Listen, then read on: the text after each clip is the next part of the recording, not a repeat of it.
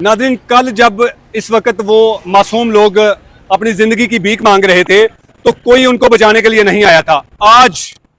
आज यकीन करें, एफिशिएंसीज मैं आपको दिखाऊंगा, कारकर्दगी दिखाऊंगा, तमाशा दिखाऊंगा। जो लाशों पर सियासत की जाती है, जो लाशों पर तमाशा दिखाया जाता है। ये आप देख सकते हैं, आलीशान बड़ी बड़ी गाड़ियां, अरबों रुपए की गाड़ियां। यकीन करें, कल इनमें शायद इनको चलाने वाले जो पायलट हैं वो नहीं होंगे, या फिर इन गाड़ियों की टैंकी खाली होगी, इनमें पेट्रोल नहीं होगा, इनमें डीजल नहीं होगा। ये रेस्क्यू 1112 के वो गाड़ियां यहां पर पहुंचा दी गई हैं जिनका अब कोई फायदा नहीं है। यहां पर अब कोई और दूसरा बंदा यहां पर नहीं मरने वाला। या फिर अभी इस तरह की जो गाड़ियां यहां पर लाके खड़ा करने का मकसद क्या है?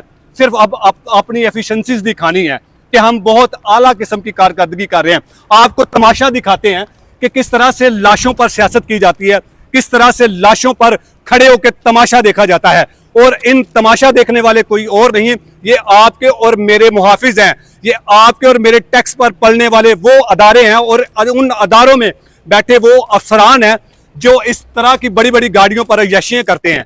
लेकिन जब कोई मुसीबत आपके ऊपर, मेरे ऊपर आती है तो फिर इन गाड़ियों में ना तो कोई ड्राइवर होता है, ना इन गाड़ियों में पेट्रोल होता है। क्योंकि ये तब तक अफसरान नहीं पहुंचते जब तक इनको तमाशा देखने के लिए, इनको तमाशा लगाने के लिए कोई मौका ना मिले।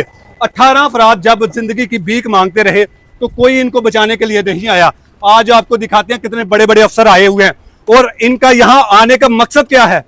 तमाशा, लाशों पर सियासत करना, लाशों पर खेलना। अब इन 8 अफराद को, जो 10 अफराद डस्का से यहाँ पर आए थे, जो जिंदगी की भीख मांगते रहे, अदारों की तरफ देखते रहे, लेकिन किसी ने इनको बचाने की हिम्मत नहीं की। अभी आप देख सकते हैं कि किस तरह से माशाल्लाह बड़ा तमाशा लगा हुआ है। यहाँ पर बड़े बड़े अफसरान आए हैं जिनको शायद कल पहुंचना चाहिए था, जिनको शायद अपनी वेस्ट कोट उतार कर इस दरिया में छलांग लगानी चाहिए थी, क्योंकि ये इनकी जिम्मेदारी थी। ये मेरी जिम्मेदारी नहीं है, आपकी जिम्मेदारी नहीं है। मुझे और आपको तहफ़्फ़ुज़ देना इनकी जिम्मेदारी है, लेकिन ये सिर्फ कागजी तौर पर होता है।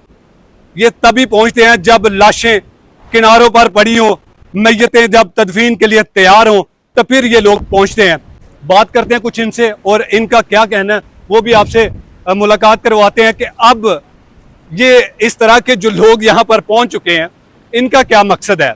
क्या इनका ये मुतालबा है कि हमारी नेग्लिजेंसी, हमारी गलती की वजह से ये हादसा हुआ, हम किसी को भी बचा ना सके, या फिर इस तरह दरिया के अंदर लोग किस तरह से चले जाते हैं और फिर इन लहरों की नजर हो जाते हैं।